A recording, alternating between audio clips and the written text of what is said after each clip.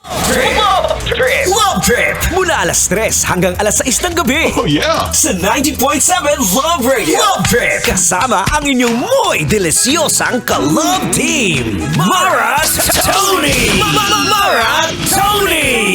Ikaw, anong trip mo?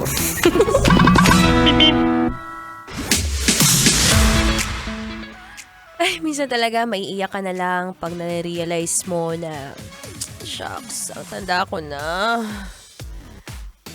Hindi ko na kaya mabuhay, hindi ko na kayang life.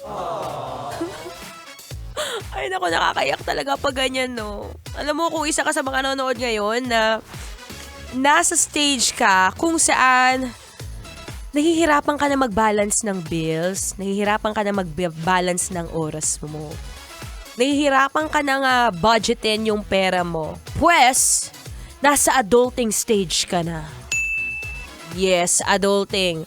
Alam mo, ito yung mga, naalala ko tuloy, kwento ko lang, no?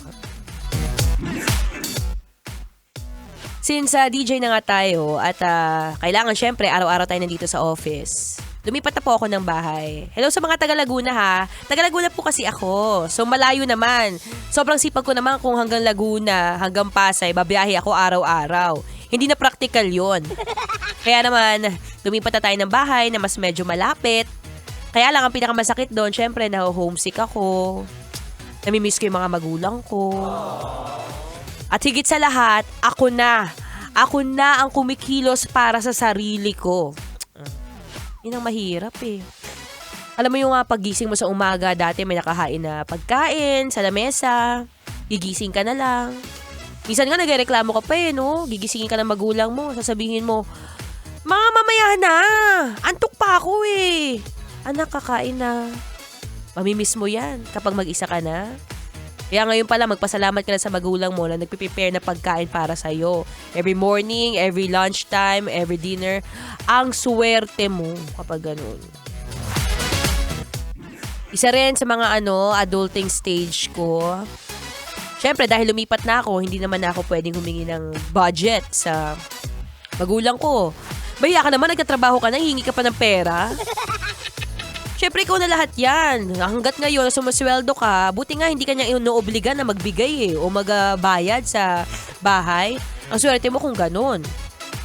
Siyempre, hahatiin mo na yung bills, yung pambayad mo sa kuryente, pambayad mo sa tubig, pambayad mo sa internet. Diba? Maraming gastos kapag adulting ka. Wala ka nang choice. Kundi mapapasabi ka na lang talaga na, hayahay ang life. Ay nako, sa mga nakikinig ngayon, kaya ikaw kuya, nandun ka pa rin sa stage na sarili mo palang iniisip mo, swerte ka. Kaya naman sa mga magulang mo, pasalamatan mo sila dahil tinuruan ka nila ng maganda. Tinuruan ka nila maging responsable. Nakatulad ko, siguro hindi rin naman ako ganito lalaki kung hindi ako nagkaroon ng mabubuting magulang. Hindi ako nagkaroon ng magandang environment. Diba? Yun ang lagi niyong iisipin. Sa buhay ngayon, mahirap nang tumanda. Pwede bang sumama na lang ako sa matanda? Anyway, tuloy-tuloy ang ating Feel Good music ngayong Feel Good Wednesday. Kailangan pa bang i-memorize yan? Basic!